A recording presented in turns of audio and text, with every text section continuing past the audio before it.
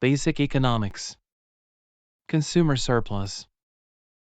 Willingness to pay. So, imagine you have a mint condition recording of Elvis's first album, but you're not a fan. Got it. And I guess you want to sell it, right? Exactly. You hold an auction, and 4 fans show up, each with a different maximum price they are willing to pay. And those fans are John, Paul, George, and Ringo, right? Yes. Each fan has a limit, known as their willingness to pay. For example, John values the album at $100. So, if the bidding starts at $10 and goes up to $80, John gets a bargain. Exactly. John pays $80 but values it at $100, giving him a consumer surplus of $20. That means he benefits from participating in the auction, right? Correct. Consumer surplus measures the benefit buyers get from a market.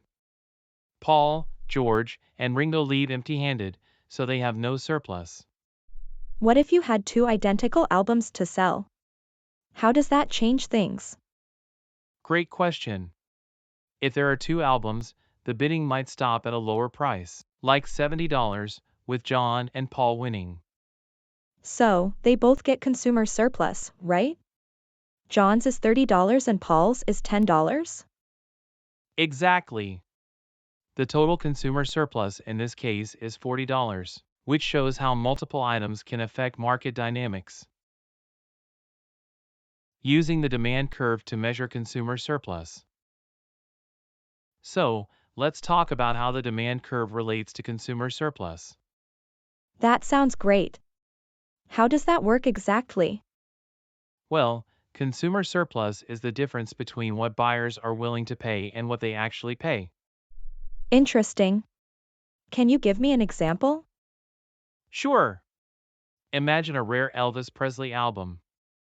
If the price is above $100, no one wants it, so the quantity demanded is zero. Got it. And what happens if the price drops? If the price is between $80 and $100, only one buyer is willing to pay, so the quantity demanded is 1. And how does that relate to consumer surplus? Great question. The area above the price and below the demand curve represents consumer surplus. For one album sold at $80, that surplus is $20. What if the price is even lower?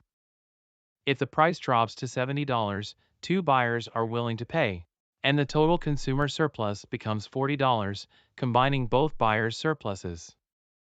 So, the demand curve helps visualize how much value buyers place on the album?